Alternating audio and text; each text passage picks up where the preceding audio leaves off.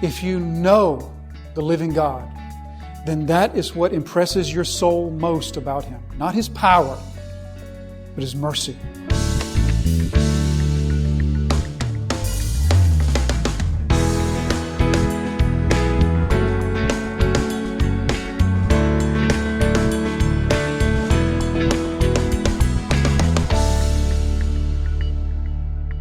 But Hananiah, Mishael, and Azariah, they must make their decision quickly, and they wisely do. So they answer, but if not, be it known to you, King, we would not serve your God. So the idea here, they weren't given time. Like before, they were given overnight to think about this and pray over this. They were given no time. They had to make their decision right then and right there, and they did it, and that was a good thing. I think God providentially set it up so that they didn't have time to think about this. Imagine if they had had a day. Think it over, Hananiah. Azariah, y'all come back tomorrow. Be prepared to bow tomorrow. Think about this tonight. What would have come into their minds?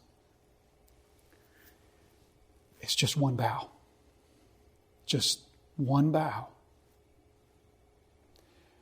Maybe I could just sort of halfway bow.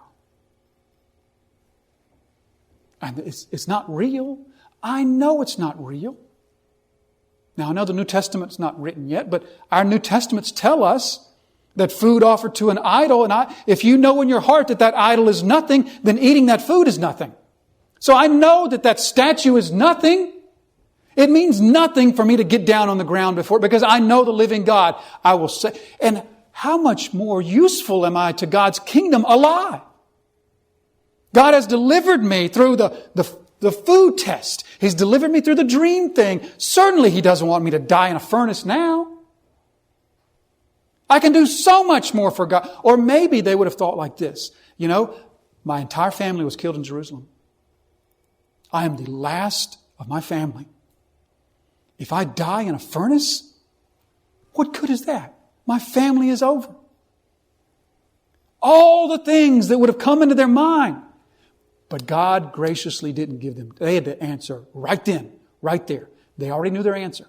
They knew this was coming. This didn't surprise. They weren't blindsided by this. They knew that the day would come when they would either have to bow to the false gods of Babylon or stand.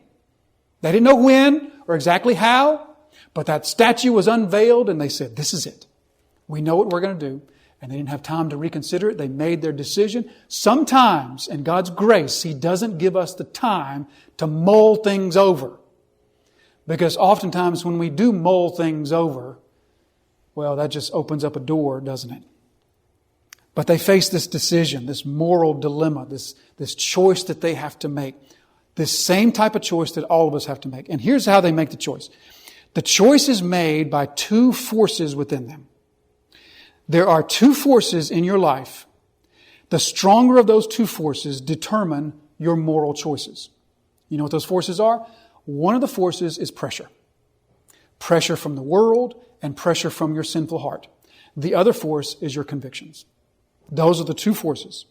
It's as simple as that. The stronger of the two determine what your choices will be. If pressure is stronger than convictions, pressure carries the day. If convictions are stronger than pressure, convictions carry the day. Now, the Bible tells us this. The Bible tells us how these forces impact upon us. You remember the story of Cain, what God said to Cain after he killed his brother. He says, sin is crouching at the door. You must master it. Or remember the words of James in James chapter 4. What causes quarrels and divisions among you? Is it not that your passions are at war within you? So we have this pressure within, this sinful desire within, and we have a world without. Both of them are applying pressure to our convictions. And if our convictions are not stronger than the pressure is what wins. This is why we spent so much time in chapter 1 talking about Christian conscience. Because conscience is all that carries them through right now. That's the only reason that they stand and not bow. Because their conscience, remember how we said, has been informed by the Scriptures. And it's been restored by the work of the Holy Spirit, illumined by the work of the Holy Spirit, and strengthened by their obedience to the Scriptures. And that has refined their conscience so that their conscience is now working more like it was designed to work. And it's been strengthened, it's been upheld through their obedience. And therefore, this conscience is a stronger force than the pressure that comes against them. And that was a strong pressure. Smoke is a very detectable smell, isn't it? Do you ever stand beside a campfire and not know that you're standing beside a campfire? They're standing there smelling that smoke, feeling that heat. And it's right there. That had to have been intense pressure. I've read that one of the most painful ways to die is being burned alive. Intense pressure, intense. Yet their convictions have been strengthened, and their convictions are stronger than the pressure that's coming against them. So now, verse 19, then Nebuchadnezzar was filled with fury. Filled with fury. There is no reason for you not to bow. The only reason for you not to bow is because you hate me. That sound familiar? The only reason for you not to bow to my God is because you personally dislike me. He was filled with fury, and the expression of his face was changed. Now, literally, the image of his face was changed. Now, here's a wonderful wordplay that we miss in the English. But literally, the image of his face was changed. So here's the connection that we see here. The whole thing, the whole story is about, technically not a statue, what's called an image. So there's the image. The image is Nebuchadnezzar, and the image is God. Now, these people won't bow before the image, and so the image of Nebuchadnezzar's face falls. See the wordplay that's going on here? When Hananiah, Mishael, and Azariah will not bow to the image, oh, that's like a crack. Everything changes then. Nebuchadnezzar's face falls, his image changes, his countenance falls. Why? Because somebody has stood. Somebody didn't bow. You see, when everybody bows, that's one story. When everyone is bowing to the God of the age, that's one thing. But when Christians stand and say, we will not bow, that's when cracks show up in the armor. That's when the countenance changes. That's when the image changes. So it was changed against Shadrach, Meshach, and Abednego. He ordered the furnace heated 7 times more than it was usually heated. Just in case the Jewish God could save them from a normally heated furnace, He's going to heat it up to a superheated furnace. 7 times. Now, we shouldn't take that literally. It's an expression. It wasn't literally 7 times, but you know how we use the same expression. I'll say things like, I like that restaurant 10 times more than that. And I don't mean 10 times. It's just this expression. They had the same sort of expression. Their expression 7. Now, what's the meaning there? Again, their society is based on 6s. 7 times means, 6 and 1 more. 7 times, heat it up 7 times. In other words, just heat it as hot as you possibly can. Heat it 7 times more than it was usually heated. And he ordered that some of the mighty men of his army be to bind Shadrach, Meshach, and Abednego and to cast them into the burning fiery furnace. And these men were bound in their cloaks, their tunics, their hats, and other garments. Now, we could easily miss over that. But if we pay a little bit of attention, that word hats there in the ESV is literally turbans. Who wears turbans? Did Jewish people wear turbans? Babylonian people wear turbans. Hananiah, Mishael, and Azariah are dressed like Babylonians. Of all the artist renderings I've ever seen of Daniel in the lion's den and the 3 friends in the fiery furnace, what are they wearing?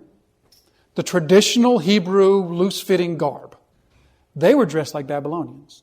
They were wearing the turbans. They were wearing the Babylonian dress. Here's what that means. Hananiah, Mishael, and Azariah weren't picking for a fight. They weren't saying, we're not going to dress like these Babylonians. We're going to dress in our traditional dress. No. They said, in whatever ways we can comply, we will. Because we're not itching for a fight. We're not looking for something to fight over. So we'll wear the turban. Yeah, we'll do this. We'll eat the food. We'll wear the turban. We'll wear the shoes. We'll do this. Because if we don't have to fight over this, we won't. That should be the spirit of the Christian who is the exile in a foreign land. We're not looking for fights. We're not looking for things to be picky over. But when, Acts chapter 5, verse 29, when we have a choice between obeying God or obeying man, there's where our choice comes. They understand where their choice lies. They understand what hill to fight on. And it's not the turbans. So they're bound in their clothes. And another thing that would do is that would make them even more flammable, right? Because this wasn't the day of fire-retardant polyester blend clothing. Their clothing would have made them even more flammable. They're bound up in their clothing, and they're dragged off to the fiery furnace. Verse 21, then these men were bound in their cloaks, their tunics, their hats, and other garments, and they were thrown into the burning fiery furnace. Because the king's order was urgent, and the furnace overheated, the flame of the fire killed those men who took up Shadrach, Meshach, and Abednego. So I take that to mean the king's order was urgent. Nebuchadnezzar's yelling, get him in there! Get him in there! Right now! Get him in there! Hurry up! He is just livid. And so because everything is so rushed and sort of chaotic, plus the furnace is too hot, they sort of get too close, their clothes catch on fire, and probably they succumb to their injuries maybe sometime later. I take that to mean how they were burned up in the fire. But we could spend more time on this, but an important point to see is the fire consumed their captors, not them. So they are consumed by the fiery furnace. Verse 23, and these three men, Shadrach, Meshach, and Abednego, fell bound into the fiery furnace. 24, then King Nebuchadnezzar was astonished and rose up in haste. He declared to his counselors, did we not cast 3 men bound into the fire?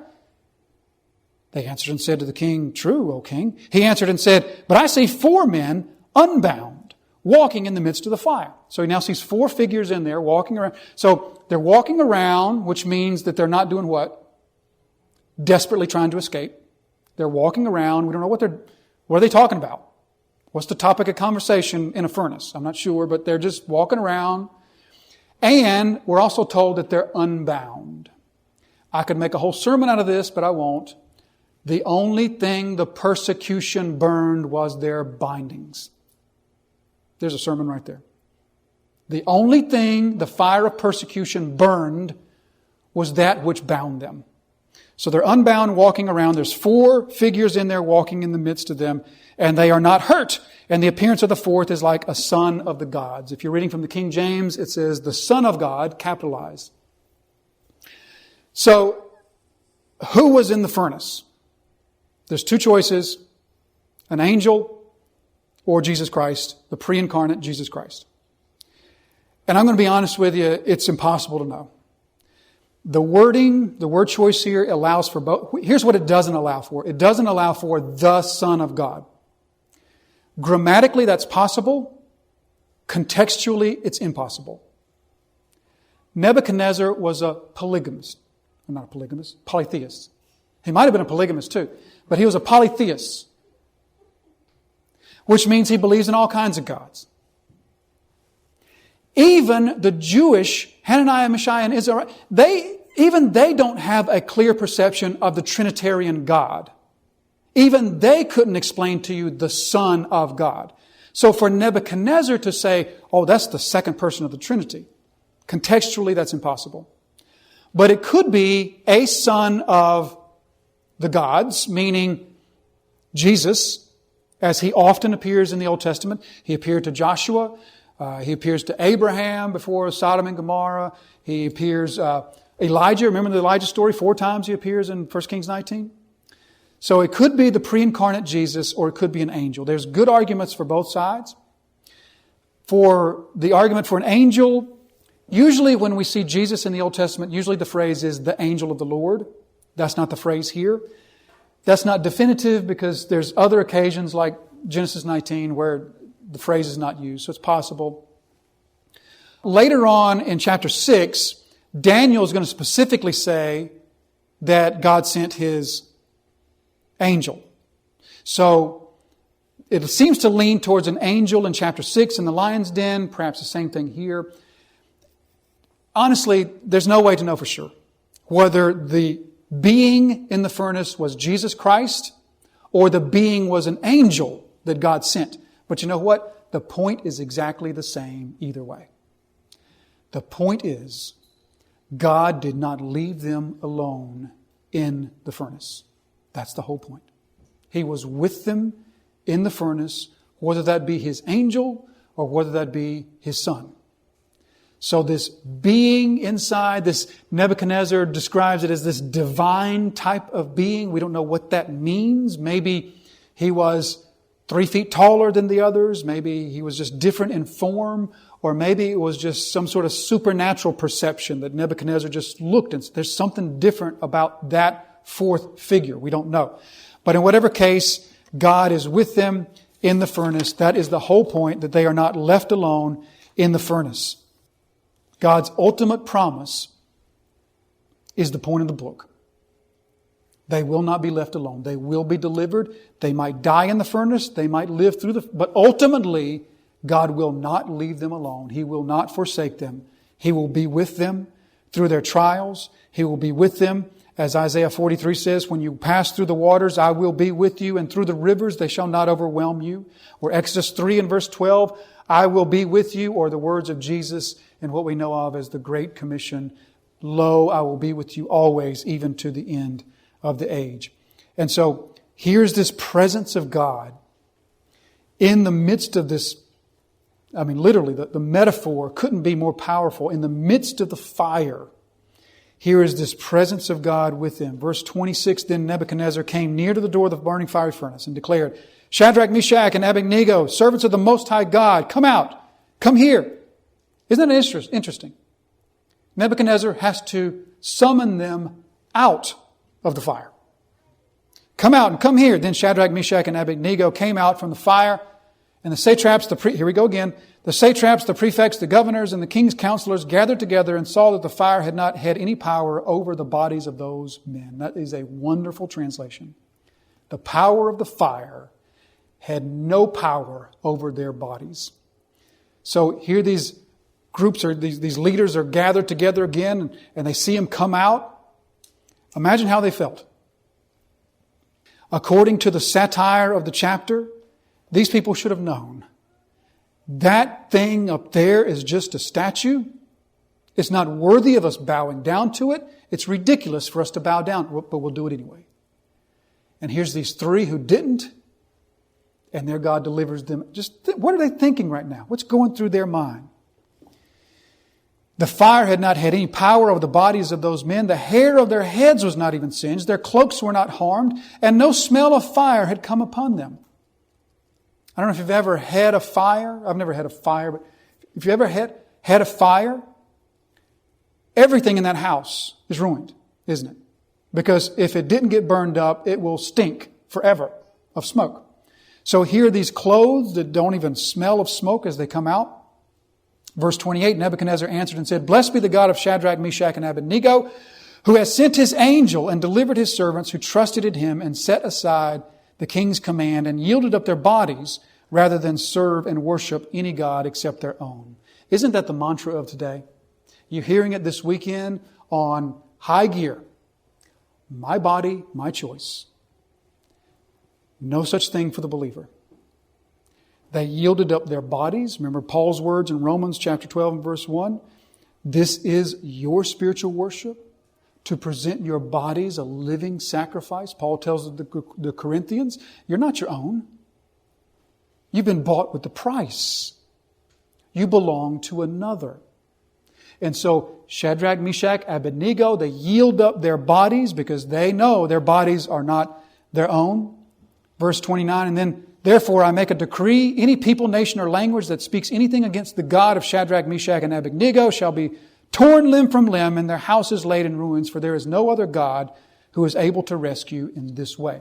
So he makes this threat.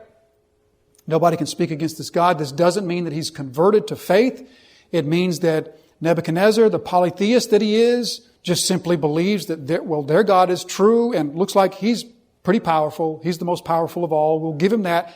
Nebuchadnezzar here is impressed with the miraculous, but nevertheless, he's really not impressed with that which he should be most impressed with, is he? Those who don't know God tend to be most impressed with the idea of his power. But those who know God, we tend to be most impressed with not his power, but his love, his mercy, his grace, his compassion. If you know the living God, then that is what impresses your soul most about him. Not his power, but his mercy, Nebuchadnezzar, who doesn't know him, is most impressed with this miracle that he just saw. And then the king promoted Shadrach, Meshach, and Abednego in the province of Babylon. One last thing for us to see. Nebuchadnezzar displays here what we could just call classic pagan thinking. It goes like this. I've offended this God. I'll make it up by doing something good for His people. In other words, you do something wrong, make it up by doing something right. That is classic pagan thinking that has absolutely infiltrated the church to a shameful degree. This idea that God keeps a list, and the whole point of the list is one side of the list has to be bigger than the other side of the list. You've just got to make up. Everybody knows we sin and we do these wrong things, but here's what we're expected to do. We're expected to make up for that by doing right things and by doing good things. That is classic, heathen, paganistic thinking. That Nebuchadnezzar has no choice to think but to think this way because he is a pagan. But we as God's people have no excuse for thinking this way. Because you know why? All the good deeds in the world, could you do them? All of the good deeds in the world wouldn't make up for one sin committed against the holy, eternal, majestic God. It doesn't work that way. You can't make up for offending Him by doing good things. All of us stand condemned in the same way, and therefore there is only one who can rescue us. There's only one who can rescue us from the eternal fiery furnace. And that's the one who did no wrong, whose purity and holiness are offered to us by faith. Faith alone. So Christian, guard yourself. You have to do this daily. Guard yourself against falling into that way of thinking. I messed up on this. I failed on that. I sinned in that. That's okay. I'll make it up over here. You can't. The rest of your life, you can't make it up. You can only fall at the feet of the Savior who lived the perfect life for us and committed this great exchange on the cross where He became our sin and we became His righteousness.